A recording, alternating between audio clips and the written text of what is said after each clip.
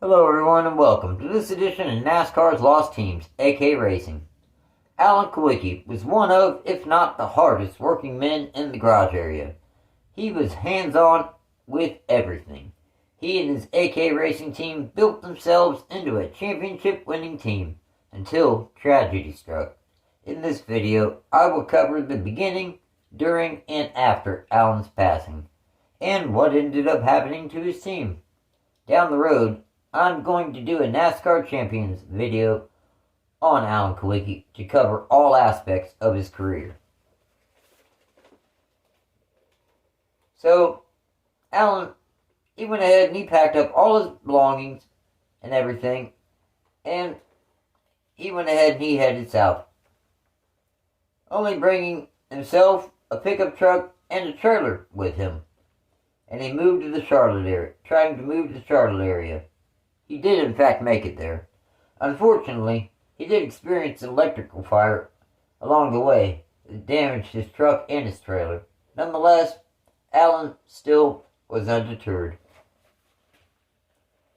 Alan's first taste in NASCAR arrived in 1984 when he made 4 then Busch Grand National starts. These were all for Whitaker Racing. In his first Xfinity race, he qualified and finished second at the Milwaukee Mile. A little later in the season, he finished 7th at Charlotte, then 5th at Bristol. The following season, in '85, Alan finished 16th in the season opener at Daytona. Kulwicki also won the pole for the 1985 race at Milwaukee. Unfortunately, after engine issues, Alan ended up finishing 14th. Now, the success Kulwicki had found in its Xfinityseries caught the eye of Nascarcupseries owner Bill Terry. Near the end of the 1985 NASCAR Cup Series season, Alan made his Cup Series debut in a number 32 Hardee's Ford at Richmond in the fall, finishing 19th. Then the following week in Dover, finishing 21st. A couple weeks later, Kulwicki made 3 starts in a number 38 Ford, with a best finish of 13th in the fall at Charlotte. Now, that following season, the team got off to a very bad start, DQing the first 2 races of the 1986 season, then finishing 15th at Rockingham in a number 32 Quincy's Ford. Then the team switched to the number 35. They attempted 14 events and qualified for 13 of them, DQing for Talladega in the spring. In that stretch of races, Kulwicki's best finish was 4th at Martinsville in the spring. Bill Terry was no longer interested in running a race team, so Kulwicki bought the team from him. Starting the following race, in race 20, starting at Darlington. Once Alan bought Terry Motorsports, he rebranded it to AK Racing, aka Alankulwicki Racing. And in the final 9 starts of the 1986 season, his best finish was 7th at Dover in the fall. Overall, throughout the season, they scored 4 top 10s, finishing the season 21st in final Cup Series points.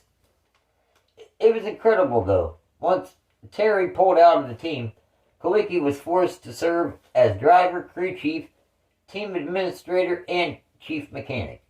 A lot of people felt like he was too hands-on, or even some called him a control freak, so to speak.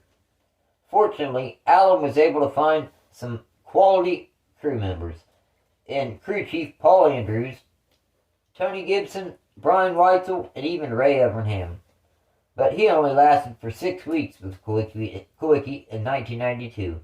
Incredibly, with only 1 race car, 2 engines, and 2 full-time crew members, and still Kulwicki and the team won the 1986 Rookie of the Year honors, and only qualified for 23 out of 29 races.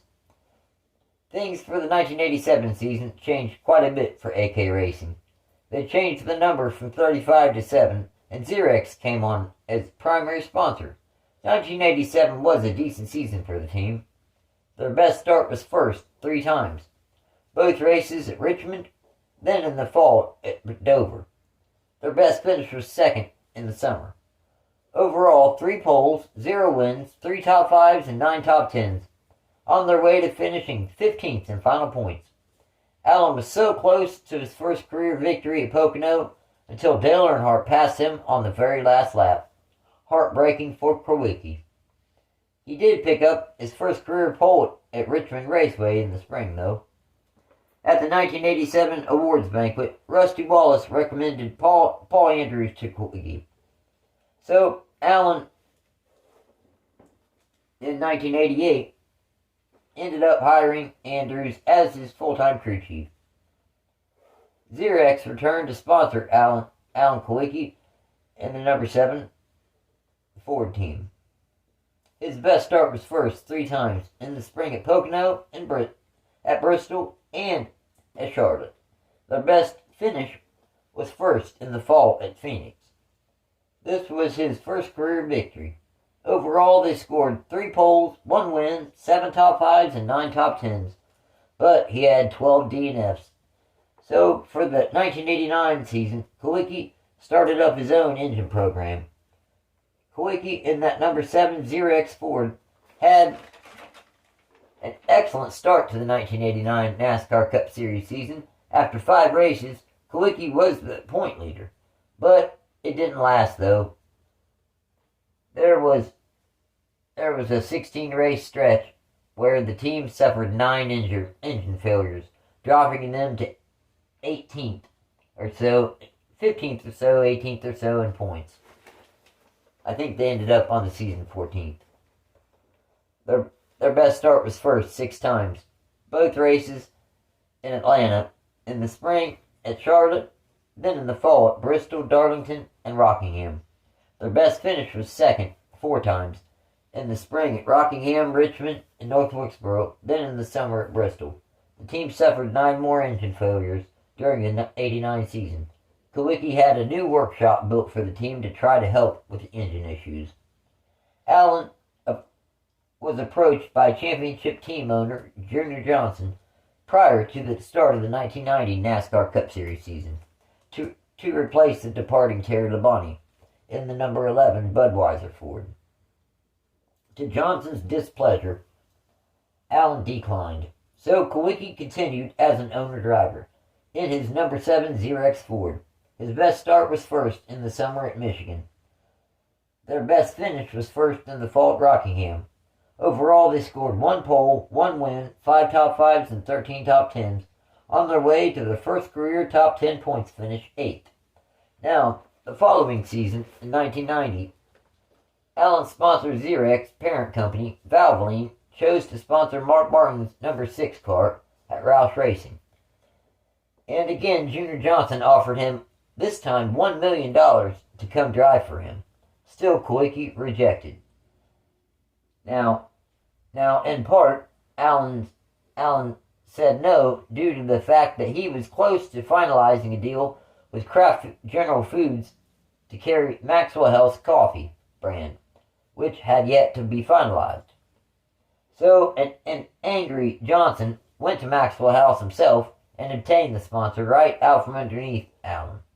Johnson obtained the sponsorship for the car that he wanted Kulwicki to drive, but instead he hired Sterling Marlin to drive it. For 1991, Kulwicki was forced to run the team's expenses out of his own pocket, at least for the beginning of the season. In Daytona that season, he won the pole. 5 cars ran paint schemes representing different branches of the military, due to the Gulf War and all.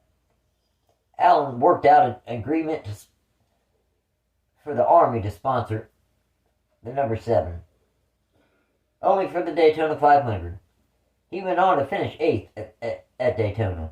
The following couple races at Richmond and Rockingham, he ran a plain white race car, finishing 5th and 17th, until the following race in Atlanta, where original Hooters driver, number 82, Mark Stahl, had again failed to qualify for the first 3 events of the season. Kulwicki was able to qualify on the pole for the spring race at Atlanta. Mark Stahl again missed the race, so since Atlanta is Hooters' home racetrack, they decided to sponsor Kulwicki for a one-race deal. After both met to discuss the terms of the sponsorship deal, which became a much longer sponsorship deal, when he finished 8th in the Atlanta race. Their best start was first 4 times, in the spring in Atlanta, in the summer at Pocono and Michigan, then in the fall at Dover. Their best finish was first in the fall at Bristol. Overall, they scored 4 poles, 1 win, 4 top 5s, and 11 top 10s, on their way to finishing 13th in final points.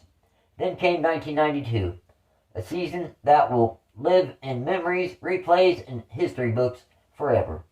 Kulwicki and the number 7 Hooters Ford team had to take a provisional to get into the Daytona 500, but was able to recover to finish 4th.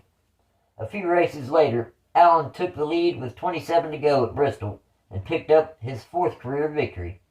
After Bristol, they never dropped out of the top 5 in points standings again that season. Kulwicki won again at the first race in Pocono. He was able to adapt to the newly adopted radial tires.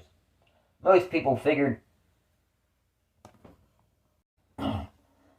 leaving the battle between Davey Allison and Bill Elliott.